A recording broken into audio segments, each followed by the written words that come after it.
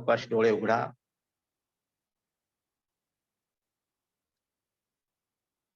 आपण आता पातंजली योग सूत्रांमधील पहिला पाद म्हणजे समाधीपाद याच्यावरचं व्यास भाष्य पाहत आहोत. आपण सुरुवातीला पातंजली योग शास्त्रातला पहिला पाद समाधीपाद हा फक्त समजून घेतलेला आहे आणि आता त्यावर आपण व्यास भाष्य काय आहे त्याबाबत विचार करत आहोत. हा विचार करताना पतंजलींनी कोणत्या सूत्रात त्यांचं काय म्हणणं आहे आणि त्याचा विस्तार किंवा त्याच्यावरती टीका, त्याच्यावरचं भाष्य व्यासांनी काय केलंय याचा आपण तुलनात्मक अभ्यास करत आहोत. मागच्या काही लेक्चरमध्ये आपण सूत्र क्रमांक 12 पर्यंत आलो होतो. आज आपण सूत्र क्रमांक 13 पासून पुढील सूत्र पाहणार आहोत. यापूर्वीच्या 12 सूत्रामध्ये पतंजलींनी वृत्तींचे वेगवेगळे प्रकार सांगितले होते आणि त्या वृत्तींचं थोडक्यात विश्लेषण केलं होतं. प्रमाण वृत्ती काय आहे, विपर्यय, विकल्प, निद्रा, स्मृती, ह्या वृत्तींचा निरोध करणं म्हणजे योग. सुरुवातीलाच त्यांनी योगाची व्याख्या सांगितली होती. योग हा चित्तवृत्ती निरोधः, मनातील भावभावना, विचार यांच्यावर नियंत्रण ठेवणं. निरोध म्हटले त्यांनी, विरोध म्हटलेले नाही. तर त्या दृष्टिकोनातून ह्या वृत्तीवरती निरोध ठेवण्यासाठी त्यांनी उपाय सांगितले होते. काय सांगितलं उपाय?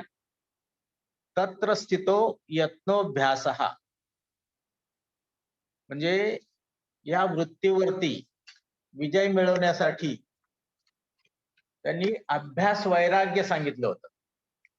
अभ्यास म्हणजे सततचे प्रयत्न आणि वैराग्य म्हणजे निरपेक्ष वृत्ती.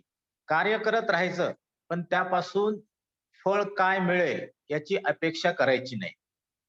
आणि याबाबत व्यासांनी काय सांगितलंय तेही आपण थोडक्यात पाहिलेले. आज आपलं सूत्र क्रमांक 13 पासून आपण सुरुवात करत आहोत. सूत्र क्रमांक 13 असं आहे, तत्र स्थितो यत्नोभ्यासः. पतंजलींचं प्रत्येक सूत्र मागच्या सूत्राशी निगडीत असतं. म्हणजे चित्तवृत्तीवरती निरोध मिळवण्यासाठी काय करावं लागतं आपल्याला? त्यांनी अभ्यास आणि वैराग्य या दोन गोष्टी सांगितल्या होत्या. आणि ह्या अभ्यास आणि वैराग्य त्यातला अभ्यास कसा करावा, तर प्रयत्नपूर्वक अभ्यास करावा असं त्यांनी सांगितले. तत्र स्थितो यत्नोभ्यासः. आता व्यास भाष्यामध्ये त्याबद्दल काय सांगितले आपण पाहूया. व्यास भाष्यात त्याबद्दल सांगितलेलं आहे, चित्तस्य वृत्तिकस्य प्रशांत वाहिता स्थितीहि तदर्थः प्रयत्नो वीर्यम उत्साहः तत्संपिपादिपया तत्साधन अनुष्ठानम अभ्यासः. म्हणजे काय? त्यांनी इथे 3 वृत्तींचा विचार केलेला आहे व्यासांनी. पतंजलीने वृत्तींचा 3 गुणांचा विचार केलेला आहे. पतंजलीने तो विचार केलेला नाही. व्यासांनी विस्तार करताना इथे सात्विक, राजस आणि तामस या गुणांचा विचार केलाय आणि त्या दृष्टिकोनातून त्यांनी सांगितलेले आहे, राजस व तामस वृत्ती सोडून शुद्ध सात्विक अशी जी वृत्ती आहे त्याला स्थिती म्हणतात. पतंजलीने शब्द वापरला तत्र स्थितो, पण त्या स्थितीचा उल्लेख त्यांनी असा केलेला आहे की सात्विक वृत्तीचा उदय करणे आणि त्या स्थितीनिमित्त जो प्रयत्न म्हणजे उत्सुकता ती संपादन करण्याच्या इच्छेने जे श्रद्धा, वीर्य इत्यादी गोष्टीचे साधनाचे अनुष्ठान करणे त्याला अभ्यास म्हणतात. आता अभ्यास म्हणजे आपण वारंवार करणारी एखादी गोष्ट नसते. परंतु इथे व्यासांनी काय सांगितलेले आहे, राजस आणि तामस या वृत्तींचा लय करून त्यांचा निश्शेष करून सात्विक वृत्ती ही वाढवायची. आता आपल्या सगळ्यांना माहिती आहे सात्विक वृत्ती काय आहे, राजसी काय आहे, तामसी काय आहे. तरी एकेका वाक्यात त्यांचं मी आपल्याला वर्णन सांगतो. सात्विक वृत्ती म्हणजे काय? तुमचंही भलं हो, माझंही भलं हो. वसुधैव कुटुंबकम. सगळ्या विश्वाचा विचार करून सगळ्यांचं भलं व्हावं हा मार्ग त्यामध्ये सांगितलाय. राजस वृत्ती म्हणजे काय? केवळ माझंच चांगलं व्हायला पाहिजे आणि तुमचं वाईट व्हायला पाहिजे. आणि तामस वृत्ती म्हणजे काय? तुमचंही वाईट हो आणि माझंही वाईट. मग या 3 वृत्ती, या 3 गुणांपैकी जो सात्विक गुण आहे, सगळ्यांचा जय जयकार हो, सगळ्यांचं भलं हो, ह्या वृत्तीची जोपासना करायची. आणि राजस आणि तामस ह्या वृत्ती हळूहळू नाहीशा करायच्या. त्याला त्यांनी अभ्यास असं म्हटलेले. आता हा अभ्यास कसा करायचा याबद्दल पतंजलीने पुढच्या सूत्रात सांगितले. काय सांगितलं त्यांनी? स तू दीर्घकाल नैरंतर्य सत्कारा सेवितो दृढभूमी. स म्हणजे तो अभ्यास, दीर्घकाल बराच काळपर्यंत. आता बराच काळ म्हणजे काय? जोपर्यंत साध्य होत नाही तोपर्यंत. नैरंतर्य निरंतर म्हणजे धरसोड न करता सातत्याने. सत्कारा सेवितो म्हणजे आदरपूर्वक, सत्कार करून, श्रद्धा ठेवून. दृढभूमी ही, दृढभूमी म्हणजे चिकाटीने, म्हणजे तो अभ्यास श्रद्धेने, चिकाटीने, निष्ठेने आणि दृढभूमी त्या गोष्टीवर दृढ राहून करायचं आहे. आता व्यास भाष्यात काय म्हटले ते पाहू आपण. त्यांनी म्हटलेले दीर्घकाला सेवितो निरंतर सेवितस तपसः ब्रह्मचर्येन विद्यया श्रद्धयाच संपादितः सत्कारवान दृढभूमी भवति युत्थान संस्कारेण द्रागित्यवान अभिभूत विषय इत्यर्थः. आता पतंजलींचं सूत्र छोट आहे, पण त्याच्यावर भाष्य करताना त्यांनी थोडं मोठं केलेलं आहे.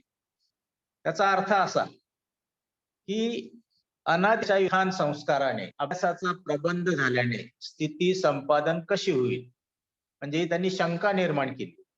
त्याचे समाधान की तो अभ्यास जर पुष्कळ वेळपर्यंत म्हणजे दीर्घकाळ एकसारखा तप, ब्रह्मचर्य, विद्या व श्रद्धा अशा साधनाने अतिशय आदराने चालवला असता तो पक्का होतो, म्हणजे दृढ होतो. म्हणजे पुन्हा पुन्हा बाहेर निघू पाहणाऱ्या ज्या राजस व तामस वृत्ती त्यांच्या संस्कारांनी पराभव न पावता स्थितीच आहे म्हणजे सात्विक विषय असा ज्याचा विषय तो समर्थ होतो.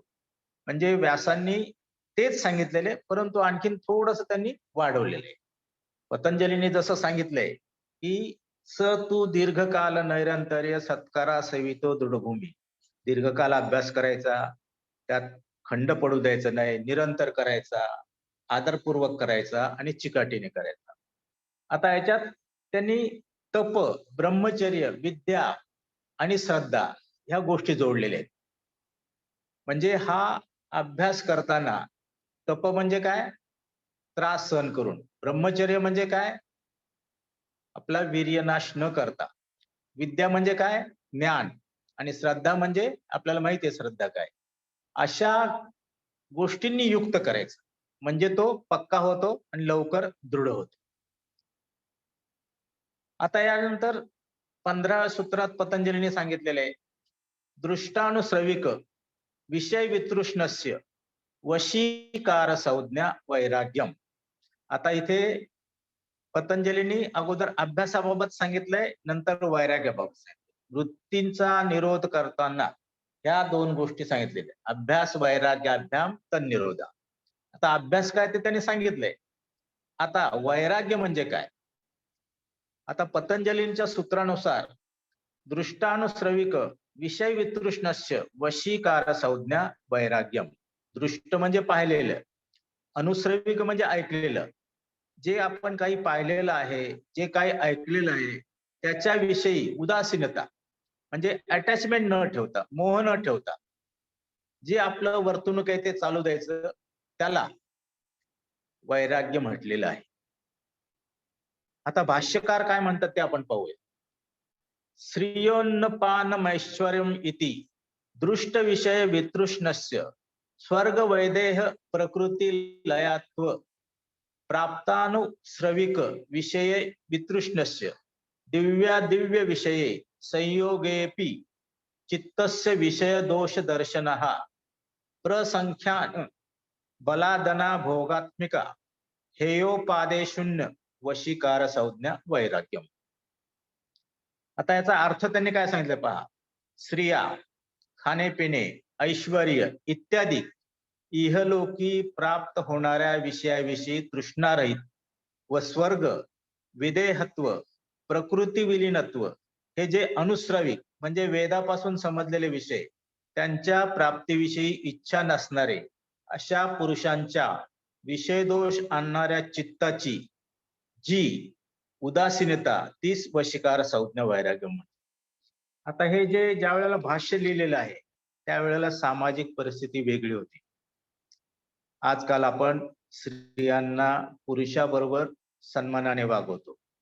आपल्या कायद्यामध्ये किंवा जी घटना आहे त्यामध्ये बरोबरीचं स्थान दिलेलं आहे. पण पूर्वीच्या काळी स्त्रियांना दुय्यम स्थान होतं आणि स्त्रिया ही उपभोगाची वस्तू असं समजलं जाईल. म्हणून भाष्यामध्ये स्त्रिया ही उपभोगाची वस्तू असं समजून त्यांच्याविषयी विरक्त होणे, त्यांच्याविषयी वासनारहित होणे आणि त्याचबरोबर खाणेपिणे, ऐश्वर्य इत्यादी इहलोकी प्राप्त होणाऱ्या विषयाविषयी तृष्णारहित म्हणजे आसक्तरहित होणं. आता हे पाहिलेल्या गोष्टी आहेत. अनुश्रविक म्हणजे काय? ऐकलेल्या गोष्टी. स्वर्ग, विदेहत्व, प्रकृती लीनत्व ह्या गोष्टी आपण पाहिलेल्या नाहीत, ह्या आपण ऐकलेल्या आहेत वेदामधून किंवा इतर धर्मशास्त्रातील ग्रंथांमधून. त्यांच्याविषयी सुद्धा, त्यांच्या प्राप्तीविषयी सुद्धा इच्छा न ठेवणं म्हणजे वैराग्य. म्हणजे पतंजली आणि व्यास भाष्यकार यांनी जवळजवळ सारखंच सांगितलेलं आहे, परंतु व्यासांनी त्यामध्ये त्या काळानुसार काही गोष्टी ऍड केलेल्या आहेत, वाढवलेल्या आहेत. आता पतंजलींनी त्याच्या पुढचं वैराग्य सुद्धा सांगितलेलं आहे. ते काय म्हणतात 16व्या सूत्रात, तत्परम पुरुष ख्याते हे गुणवैतृष्टम. तत्परम म्हणजे आता जे तुम्हाला मी वैराग्य सांगितलंय त्याहीपेक्षा श्रेष्ठ वैराग्य, त्याहीपेक्षा पुढच्या लेवलचं वैराग्य काय? तत्परम पुरुष ख्याते हे गुणवैतृष्णम. गुण आपल्याला माहिती आहे, आताच आपण पाहिलं सात्विक, राजस, तामस हे 3 गुण आहेत. आपण सात्विक गुणाच्या व्यक्तीला चांगलं समजतो, त्या खालोखाल राजस आणि त्या खालोखाल तमस. मग हे जे 3 गुण आहेत त्यांच्याविषयी सुद्धा आकर्षण नाहीसं होणं. तत्परम पुरुष ख्याते हे गुणवैतृष्ण म्हणजे ह्या गुणाविषयी सुद्धा उदासीनता, अटॅचमेंट न ठेवणं म्हणजे हे परवैराग्य सांगितलं. आता आपण थोडासा विचार करूया, हे जे गुणवैतृष्ण सांगितलं म्हणजे नेमकं काय? अनेक जण तामस, राजस हे गुण सोडून सात्विक गुणाकडे येतात, तसं वागायचा प्रयत्न करतात. अर्थात हे चांगलीच गोष्ट आहे, परंतु पतंजलींनी त्याही पुढे सांगितलंय, एखादी व्यक्ती जर चांगली वागत असेल, सात्विक गुणांनी युक्त असेल, तर त्या व्यक्तीला आपल्या सत्व गुणाचा सुद्धा गर्व निर्माण होतो आणि हा गर्व झाला की अधपतनाला सुरुवात होते. म्हणून त्याहीपेक्षा पुढचं वैराग्य त्यांनी काय सांगितलं पतंजलींनी? तत्परम पुरुष ख्याते हे गुणवत. गुणाविषयी सुद्धा आसक्ती न ठेवणे. ठीक आहे, मी सात्विक गुणांनी युक्त आहे, ठीक आहे, ऑलराईट, बस त्याच्या पुढे जायचं नाही. मी सात्विक आहे म्हणून 4 चौघाजवळ बोलायचं किंवा कुठल्याही तरी वेगळ्या माध्यमातून प्रसिद्ध करायचं, हा आपल्या अहंकाराचा पाया असतो. आणि त्यासाठी पतंजली म्हणतात श्रेष्ठ वैराग्य कोणतं? या गुणाविषयी सुद्धा आसक्ती न ठेवणे, जे आहे ते आहे, दॅट्स ऑल राईट. तर अशा पद्धतीचं परम गुणवैतृष्णम म्हणजे पुढचं त्यांनी वैराग्य सांगितलेले. आता याच्यावरती भाष्य करताना भाष्यकाराने काय सांगितलंय? दृष्टानुश्रविक विषय दोषदर्शी विरक्त पुरुष दर्शनाभ्यासात तत्शुद्धी भाव विवेकापि बुद्धिर गुणोभ्यो व्यक्ताव्यक्त धर्मकेभ्यो विरक्त इति तद्वयं वैराग्यम तत्र यदुत्तरम तज्ज्ञान प्रसाद मात्रम यस्योदये प्रत्युदिखात्रेवं मन्यते प्राप्तं प्रापणीयं क्षीणः क्षेतयाः क्लेशाः छिन्नः क्लिष्टपर्वाः भवसंक्रमो यस्या विच्छेदात् जनित्वा म्रियते मृत्वा च जायते इति ज्ञानस्यैव पराकाष्ठा वैराग्यम् एतस्यैव हि नान्तरीयकं कैवल्यम् इति अथोपायद्वयेन निरुद्ध चित्तवृत्तेः कथमुच्यते समाधी रीती. आता व्यासांनी त्याच्यावरती थोडं जास्त सांगितले आपल्याला. काय सांगितलं त्यांनी की पूर्वी सांगितलेले जे वैराग्य होतं ते श्री अन्नपानादी दृष्ट विषय व वेदांनी सांगितलेले जे स्वर्गादी दिव्य विषय म्हणजे दृष्ट आणि अनुश्रविक हे परिणामी विरस अशा दोष दर्शनाने तज्ज्ञाना वैराग्य नसून केवळ विषयाविषयीचं वैराग्य प्राप्त झालेला अपर वैराग्यवान पुरुष पूर्वसूत्रात सांगितला म्हणजे मागच्या सूत्रात. आता दुसरा वारंवार आत्मसाक्षात्काराने पुरुष हा शुद्ध अनंत व अपरिणामी असा व गुण हे तद्विपरीत आहेत अशा अतिशय विवेकाने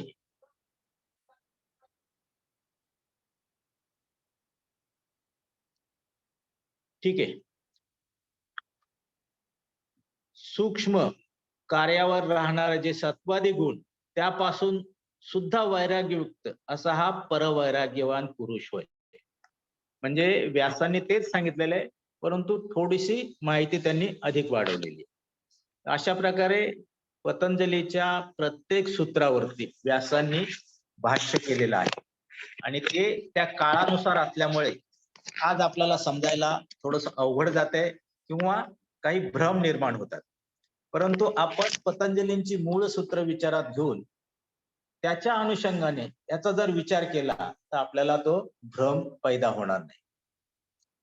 आता पुढच्या सूत्रात पतंजली समाधीची एक पहिली स्टेप सांगतात. काय म्हणतात ते वितर्क विचारानंद अस्मितानुगमात संप्रज्ञातः.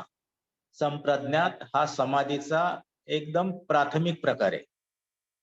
वितर्क विचार आनंद अस्मिता अनुगमात. अनुगमात म्हणजे त्यांचं आलंबन केलं असता त्याच्यावरती लक्ष केंद्रित केलं असता. संप्रज्ञातः म्हणजे वितर्क चांगले विचार आनंद आणि अस्मिता यांच्यावरती लक्ष केंद्रित केलं आणि त्या अनुषंगाने जर आपण प्रयत्नरत राहिलो तर आपल्याला संप्रज्ञात नावाचा योग किंवा संप्रज्ञात समाधी प्राप्त होते. आता मागे आपल्याला सांगितलं की समाधी हा विषय थोडासा अवघड आहे, सहजासहजी सगळ्यांना साध्य होणारा नाही, म्हणून त्याच्या वेगवेगळ्या स्टेप्स आहेत. जसं एखादं हिमालयातलं उंच शिखर साधण्यासाठी गाठण्यासाठी त्याच्यावर चढाई करण्यासाठी ते जिंकण्यासाठी टप्प्याटप्प्याने जावं लागतं. एकदम जर एखाद्याने प्रयत्न केला तर तिथल्या हवामानाच्या दृष्टिकोनातून त्याच्या कार्यक्षमतेच्या दृष्टिकोनातून त्याच्यावर विपरीत परिणाम होऊ शकतो. म्हणून टप्प्याटप्प्याने हे प्रयत्न करायचे समाधीसाठी आणि त्यातला पहिला प्रकार आहे संप्रज्ञात समाधी. आणि हा संप्रज्ञात समाधी प्राप्त करण्यासाठी वितर्क विचार आनंद आणि अस्मिता यांच्याशी आलंबन करावं लागतं. आता भाष्यात काय सांगितलेले पहा.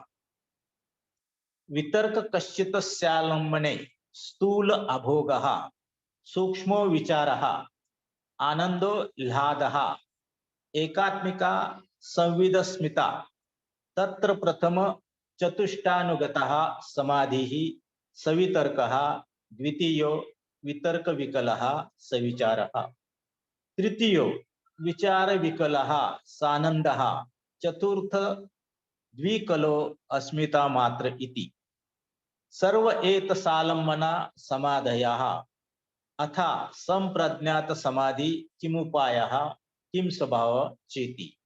म्हणजे त्यांनी काय सांगितलेलं आहे तेच सांगितलेले आहे. वितर्क, विचार, आनंद, अस्मिता या 4 गोष्टीवर टप्प्याटप्प्याने, क्रमाक्रमाने, स्टेप बाय स्टेप अवलंबन करून जी स्थिती तुम्हाला प्राप्त होईल, जी मानसिक अवस्था प्राप्त होईल, जी मनाची स्थिती मिळेल, तिला संप्रज्ञात समाधी असं नाव दिलंय. संप्रज्ञात म्हणजे समाधीचा अगदी सुरुवातीचा टप्पा. आता प्राथमिक समाधीचे त्यांनी 2 प्रकार सांगितले. पतंजलींनी सुरुवातीला संप्रज्ञात सांगितले आणि नंतर असंप्रज्ञात समाधी सांगितली. पतंजलींनी असंप्रज्ञात हा शब्द वापरलेला नाही, परंतु त्याऐवजी अन्य शब्द वापरलेला आहे. ही संप्रज्ञात समाधी प्राप्त केल्यानंतर, त्या दिशेने वाटचाल सुरू केल्यानंतर असंप्रज्ञात समाधी ही दुसरी पायरी आहे. कसली? समाधीची. आणि ती कशी प्राप्त होते? विराम प्रत्ययाभ्यास पूर्व संस्कार शून्य. म्हणजे आता पूर्वी त्यांनी वैराग्य आणि परवैराग्य सांगितलं. परवैराग्याने ज्ञानही पुरे अशा अलमबुद्धीचा वारंवार अभ्यास केल्याने काही संस्कार मात्र शेष राहिलेला असतो. अशा योगास असंप्रज्ञात समाधी म्हणतात. समजायला थोडंसं अवघड आहे, आपण प्रयत्न करूया. आता भाष्यामध्ये काय सांगितलं ते पाहू. सर्व वृत्ती प्रत्यस्मये संस्कार शेषो निरोध चित्तस्य समाधी संप्रज्ञातः तस्य परम वैराग्यम उपायः सालंबनो अभ्यास तत्साधनाय न कल्पते इति विराम प्रत्ययो निर्वस्तुक आलंबन क्रियते. स च अर्थ शून्यः तत् अभ्यास पूर्व चित्तम निरालंब अभाव प्राप्तित्वम भवति तेषः निर्बीजः समाधि संप्रज्ञातः. स खल्वयम द्विविधम उपाय प्रत्ययो भव प्रत्यय छ तत्रोपाय प्रत्ययो योगिना भवती. चा अर्थ काय? सर्व वृत्तींचा लय होऊन ज्यात संस्कार मात्र बाकी राहिला असा जो चित्ताचा निरोध त्यास असंप्रज्ञात योग असे म्हणतात. म्हणजे ह्या वृत्ती ज्या आहेत प्रमाण, विपर्य, विकल्प, निद्रा, स्मृती यांचा लय पावणं म्हणजे ते पूर्ण नाहीसे होणे. आणि ज्यात संस्कार म्हणजे कुठेतरी एक बीज शिल्लक राहत असा जो चित्ताचा निरोध त्यास असंप्रज्ञात योग म्हणतात. असंप्रज्ञात योगास, योग म्हणजे समाधी आपण इथे, असंप्रज्ञात योगास मुख्य साधन ज्ञानाविषयीही अलमबुद्धी म्हणजे इच्छा नसणे या अर्थाचे पूर्वी सांगितलेले गुणवैतृष्ण्य रूप परवैराग्यच आहे. कारण पुरुषापर्यंत कोणत्याही आलंबनावरती, आश्रयावरती चित्ताची एकाग्रता करण्याचा अभ्यास असंप्रज्ञात योगास साक्षात साधक होत नाही. भाषा थोडी अवघड आहे. पतंजलींचं मूळ सूत्र विचारात घेतलं ते आपल्याला समजू शकेल. याचाच अर्थ असंप्रज्ञात योगात साधनत्वाने आश्रय करतात. कारण तो ज्यात काही चिंतनीय नाही असा आहे व असंप्रज्ञात योगही ध्येय वस्तू रहित आहे. वैराग्याच्या अभ्यासाने चित्त निर्विषय होऊन वृत्तीरूप कार्य करीत नसल्यामुळे मृताप्रमाणे होते व संसार संज्ञक जे संसाराचे बीज त्याचा असंप्रज्ञात योग सर्वथा नाश करतो. म्हणून यास निर्बीज समाधी म्हणतात. पतंजलींनी निर्बीज समाधी सगळ्यात शेवटी सांगितलेली, परंतु व्यास भाष्यामध्ये याचा या सूत्रामध्ये उल्लेख केलेला आहे. जो असंप्रज्ञात 2 प्रकारचा आहे त्यातला उपाय प्रत्यय म्हणजे श्रद्धा, वीर्य इत्यादी उपायाने साध्य होणारा, दुसरा भव प्रत्यय म्हणजे जन्ममात्र कारण अर्थात अन्य जन्मी जन्मतःच साध्य होणारा असा आहे. त्यातील उपायांनी साध्य होणारा असंप्रज्ञात योग या लोकी योगांना साध्य होतो. आता हा असंप्रज्ञात योग म्हणजे समाधीची दुसरी पायरी आहे. आणि तो प्राप्त करण्यासाठी काय सांगितलेलं आहे? संस्कार शेषून्य, फक्त संस्कार शिल्लक राहतात आणि बाकीच्या सगळ्या ज्या वृत्ती आहेत त्या वृत्तींचा लय होतो. आता ही असंप्रज्ञात समाधी म्हणजे समाधीची दुसरी पायरी कोणाकोणाला आणि कशी गाठता येते याविषयी पतंजलींनी 19व्या सूत्रात सांगितले. काय सांगितलं त्यांनी? भव प्रत्ययो विदेह प्रकृती लयानाम. म्हणजे पतंजलींचं प्रत्येक सूत्र मागच्या सूत्राशी निगडित आहे.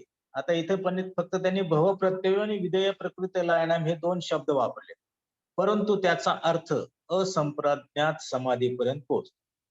मग ही असंप्रज्ञात समाधी कुणाला प्राप्त होते? त्यांनी सांगितलेले विदेह व प्रकृती लयास गेलेल्या योगास असंप्रज्ञात योग जन्मताच सिद्ध असतो. विदेह म्हणजे काय? आपल्या देहाविषयी आकर्षण न ठेवणे. आणि प्रकृती लय म्हणजे काय? ह्या संसारातील सगळ्या गोष्टींचा अनावश्यक विचार न करणे. त्यावर भाष्य काय केलेलं आहे? विदेहानाम देवानाम भ्रव प्रत्यय तेही स्वसंस्कार मात्रोपयोगेन चित्तेन कैवल्य पदम अवानुभवन्तः स्वसंस्कार विपाकम तथा जातीयकम ती वाहयन्ति तथा प्रकृतिलयाः साधिकारे चेतसी प्रकृतिलाने कैवल्य पद अभिवानुभवन्ति यावस् पुनरावर्तते अधिकारः च चित्तमिति. म्हणजे काय सांगितलं त्यांनी?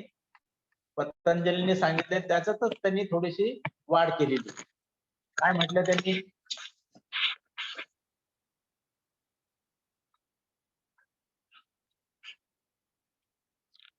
शरीराविषयी निरपेक्ष बुद्धी बुद्धिवृत्ती ज्यांची ते विदेह देव त्यांना साधना वाचून असंप्रज्ञात योग जन्मता प्राप्त होण्याचा अवकाश जन्म झाल्याबद्दल सिद्ध होतो.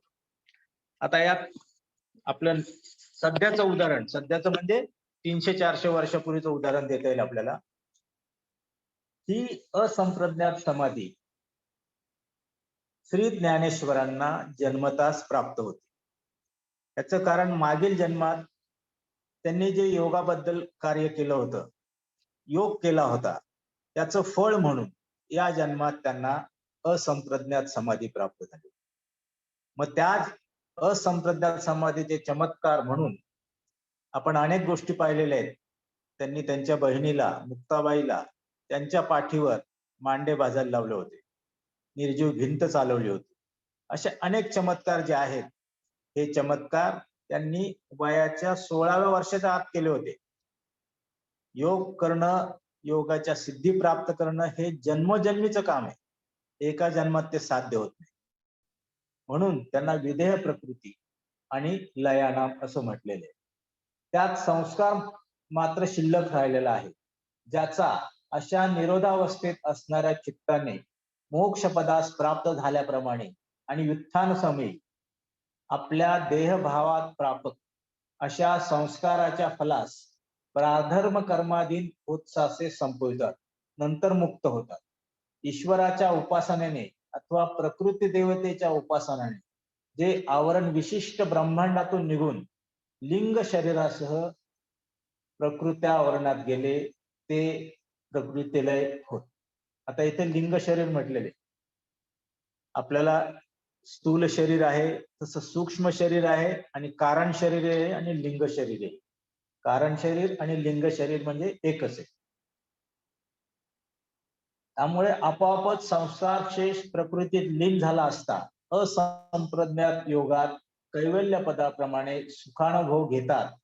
जोपर्यंत चित्ताची कार्य समाप्त न झाल्याने चित्त पुन्हा पुन्हा वित्थित म्हणजे चंचल, तोपर्यंत चित्ताचा अधिकार समाप्त झाल्यानंतर तेही मुक्त होतात. हे सगळं मनावर आहे.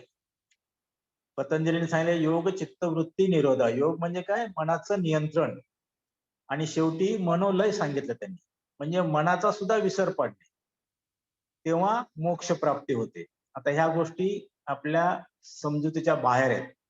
ज्या वेळेला आपण पतंजलींच्या 4ही पादांचा अभ्यास करू त्यावेळेला हळूहळू या गोष्टी लक्षात येतील.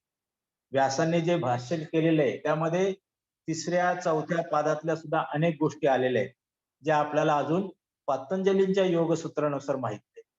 त्यामुळे आपण फक्त ह्या ऐकून घ्यायच्या आहेत आणि पुढे जसजसा आपला अभ्यास होईल तसतसा या गोष्टींचा उलगडा आपल्याला होणार आहे. आता ही असंप्रज्ञात समाधी म्हणजे संप्रज्ञात समाधीची पुढची पायरी, दुसरी स्टेप आणखी कुणाला प्राप्त होते याविषयी पतंजलीने काय सांगितलं ते आपण पाहूया.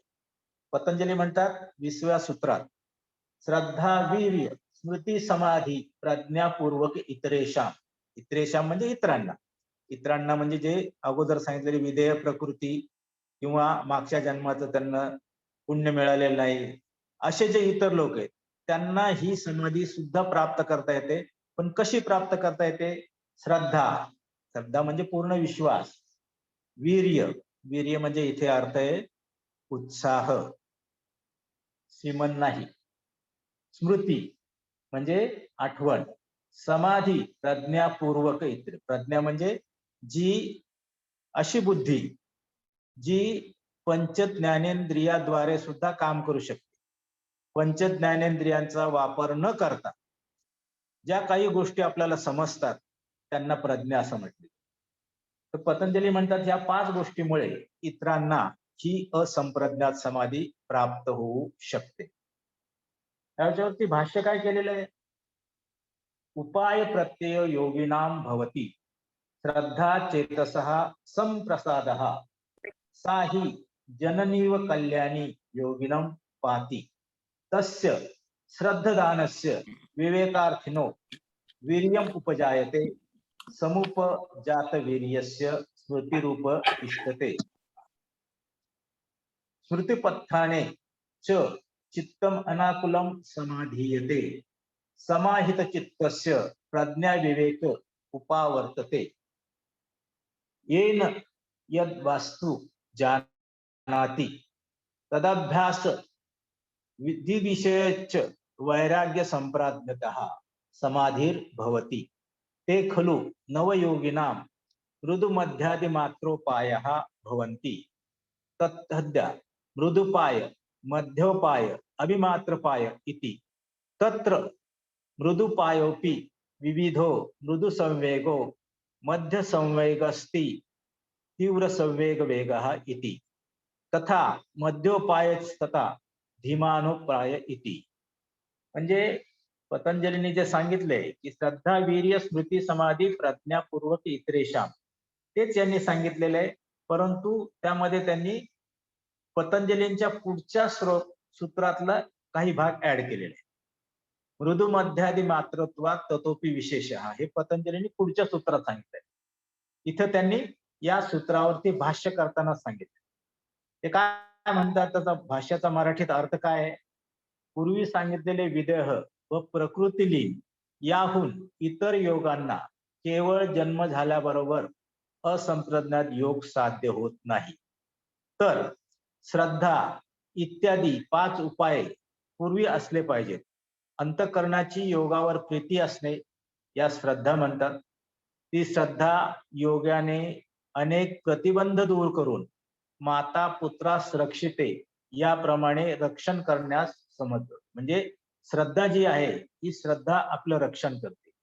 गीतेमध्ये सांगितलेले आहे श्रद्धावान लभते ज्ञानम अश्रद्धया विनश्यति. म्हणजे जो श्रद्धावान असतो त्याला ज्ञान आपोआप लाभते आणि अश्रद्धदाना विनश्यति ज्यांची श्रद्धा नसते त्यांचा नाश होतो.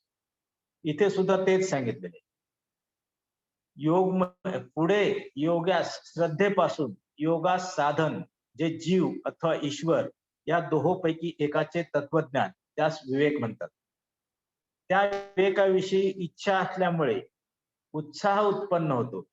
उत्साहापासून पूर्वी अनुभवलेल्या विषयांचे वरचेवर स्मरण होते. स्मरणापासून चित्त एकाग्र होऊन समाधीत असता संप्रज्ञात योग उत्पन्न होऊन जीव व ब्रह्म या दोहोपैकी एकाच्या साक्षात्काराविषयी विचार उत्पन्न होतात.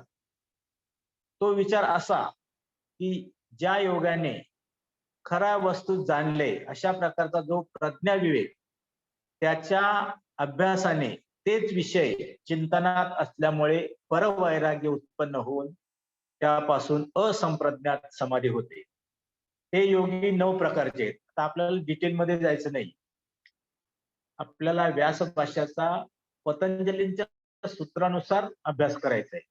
त्याच्यामुळे पतंजलीने जे सांगितलेले श्रद्धा, वीर्य, स्मृती, समाधी, प्रज्ञापूर्वक इतरेषाम म्हणजे श्रद्धा, वीर्य, स्मृती, समाधी आणि प्रज्ञा या 5 गोष्टी जर आपण अभ्यासला, त्यांच्यावर श्रद्धेनुसार विश्वास ठेवला आणि त्यांचं अवलंबन करायचा प्रयत्न केला, तर त्यांना सुद्धा ही असंप्रज्ञात समाधी निश्चितपणे प्राप्त होते. त्यांनी हेच सांगितलेले, परंतु त्यांनी पुढच्या सूत्रामधले काही गोष्टी घेतलेल्या आहेत. मृदुमध्यादी संवेगात अधिमात्रो विशेषा म्हणजे प्रयत्न जर तुमचे मृदू म्हणजे कमी असतील अपेक्षेपेक्षा, तर ती समाधी तुम्हाला उशिरा प्राप्त होईल. कुठली असंप्रज्ञात. मध्य म्हणजे मध्यम प्रकारचे तुमचे जे प्रयत्न असतील तर तुम्हाला थोडी लवकर प्राप्त होईल. आणि तीव्र जर प्रयत्न असतील, अधिमात्र म्हणजे तीव्र, जास्त प्रयत्न असतील तर ती गोष्ट तुम्हाला म्हणजे असंप्रज्ञात समाधी तुम्हाला लवकर प्राप्त होईल. आपण आपल्या दैनंदिन जीवनात सुद्धा हेच अनुभव करत असतो. एखादी गोष्ट साधण्यासाठी आपण जर टाळमटाळ केली, कंटाळा केला, अधूनमधून जर प्रयत्न केले तर ती गोष्ट आपल्याला लवकर प्राप्त होत नाही. जर थोडेसे आणखीन प्रयत्न केले मध्यम प्रकारचे, तर जे आपण सुरुवातीला प्रयत्न केले होते टाळमटाळ करून त्याही पेक्षा थोडी लवकर आपल्याला ती गोष्ट प्राप्त. आणि आपण एकाग्रतेने जीवाच्या आकांताने आपले सर्व लक्ष तिथे केंद्रित करून खूप प्रयत्न केले तर ती गोष्ट आपल्याला लवकर प्राप्त. म्हणजे हे जे आहे हे व्यवहारातील सगळ्या गोष्टी आहेत आणि पतंजली आपल्याला सूत्र रूपाने समजून सांगतात. आणि व्यास भाष्यकार त्याच्यावरती ते भाष्य केलेले ते भाष्य त्या काळाच्या अनुषंगाने असल्यामुळे त्या काळातील विविध उदाहरणं आपल्याला दिलेली. आज आपण इथे थांबूया. कुणाला काही विचारायचं असेल तर अवश्य विचारा. आज आपण जवळजवळ 8 सूत्र घेतलेली आहेत. सूत्र हा विषय समजायला थोडासा कठीण आहे. आपण तो प्रयत्न करूया. प्रथमतः आपण पातंजली योगसूत्र समजून घेऊया आणि त्या अनुषंगाने आपण हे जे व्यास भाष्य आहे ते समजून घेऊया. कुणाला काही विचारायचं असेल तर अवश्य विचारा.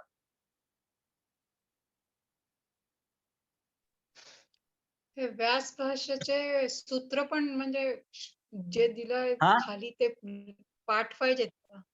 व्यास भाष्याचं जे सूत्र तुम्ही सांगतायत ना खूप मोठे मोठे वाटतात. मग ते काय परीक्षेत लिहावे लागणार? नाही लिहावे लागणार नाही लागणार.